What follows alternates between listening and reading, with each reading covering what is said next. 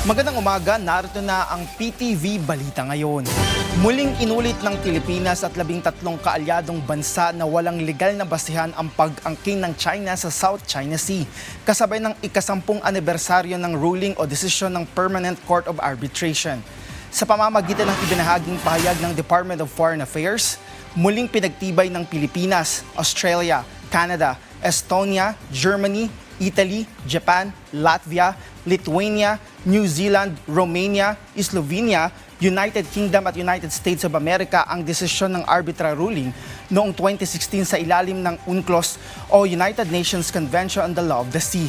Iginiit ng 14 na bansa na ang pag-award o pagpabor ng arbitral tribunal sa petisyon ng Pilipinas ay mahalagang yugto, pinal, legal at tiyak sa usapin ng 9-dash line.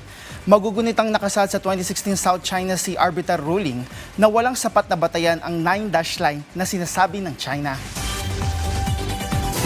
Samantala, pamumunuan ng Pilipinas ang gaganaping Association of Southeast Asian Nations o ASEAN Foreign Ministers Meeting sa Maynila mula July 18 hanggang 24.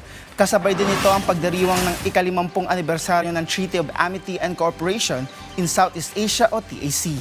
Sa loob ng isang linggong pagpupulong pangungunahan ng Pilipinas ang AMM post-ministerial conferences at mga dialogue kasama ang ASEAN Plus 3 tulad ng China, Japan at South Korea. Tatalakayin sa pulong ang kooperasyon at seguridad sa Indo-Pacific region.